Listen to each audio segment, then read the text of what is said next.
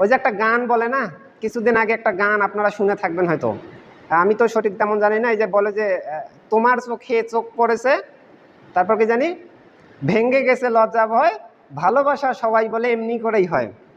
চোখে চোখ পড়লে আজকে ভালোবাসা হয়। একটা মেয়ের আইডি দেখছে, ওখানে এখন শত শত মেসেজ দেওয়া শুরু করছে।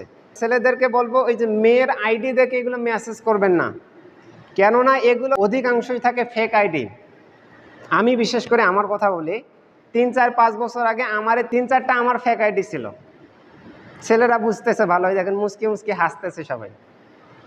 আর ওইখানে দেখা যাইতো হয়তো মেয়ের নামে আছে, কিন্তু ওইখানে হাজার হাজার শত শত ছেলে ওইখানে মেসেজ দিয়ে রাখছে। ও মনে করছে এটা মেয়ে মনে হয়, কিন্তু না, ওটা ভুল, একটা ফেক আইডি।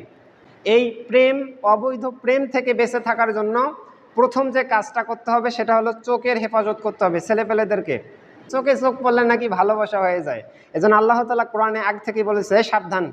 সূরা নূর 30-31 নম্বর আয়াত। ছেলেদেরকেও বলছেন, মেয়েদেরকেও বলছেন যে তোমরা চোখকে হেফাজত করবা, চোখকে কন্ট্রোল করবা।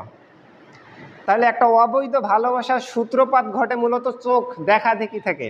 এই দেখেন গানও বানাইছে যে তোমার চোখে চোখ পড়েছে, ভেঙ্গে গেছে লজ্জা ভয়, ভালোবাসা সবাই বলে এমনি করেই হয়।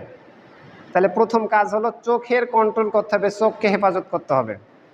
আর একটা মারাত্মক সমস্যা হচ্ছে স্কুল কলেজে যেটা হয়, যে আপনারা কিন্তু খুব সাবধান থাকবেন। আপনার ছেলে মেয়েকে বিয়ে দিতে যাচ্ছেন, একটু ভালো করে খোঁজ খবর নিতে হবে। এই দেখেন বর্তমান যুগের অবস্থা, আপনাকে বোঝাচ্ছি, আপনাকে দেখাচ্ছি। স্কুল কলেজে গিয়ে দেখবেন যে মেয়ে ছেলে বন্ধুত্ব হয়, একটা ছেলে আর একটা মেয়ে বন্ধু হয়েছে, বন্ধু। এটা মাথায় ঢোকে না, কিভাবে বন্ধুত্ব হতে পারে একটা ছেলে মেয়ে।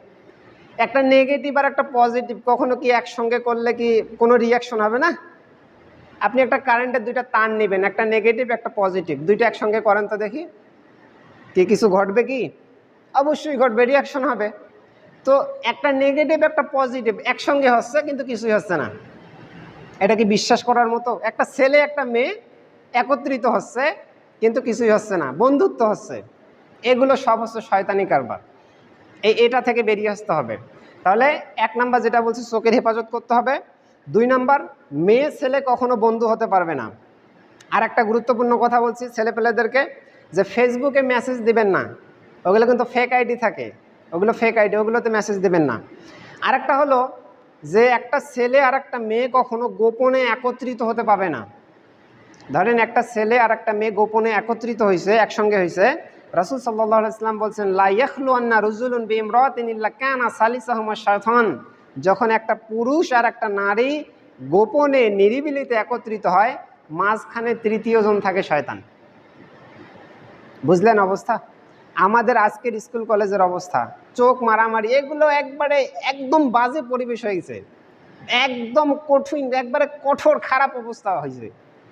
আপনি এখন আমাদের আশপাশ দেখবেন, আপনি আপনার এলাকাতে দেখবেন, আমি আপনাকে বললাম না যে 98% ছেলেমেয়ে অবৈধ প্রেমের সঙ্গে জড়িত। আপনি দেখবেন এখন ছেলে পেলেদের ওই ওই ওই গ্রামে কয়েকটা দেখেন, এই কিছুদিনের মধ্যে 3-4টা ছেলে পালিয়ে বিয়ে করছে, এই কয়েকদিন আগে। এগুলো এখন ভরে গেছে। আল্লাহ সুবহানাহু ওয়া তাআলা যেন আমাদেরকে যে দিনদার, বিয়ের ক্ষেত্রে দিনদারিত্বকে গুরুত্ব দেওয়ার তৌফিক দান করে। আমিন ইয়া রাব্বাল আলামিন। আর যে ফিতনাগুলোর কথা বললাম, আল্লাহ সুবহানাহু ওয়া তাআলা এই ফিতনাগুলো থেকে যেন আমাদেরকে বেঁচে থাকার তৌফিক দান করে। আমিন।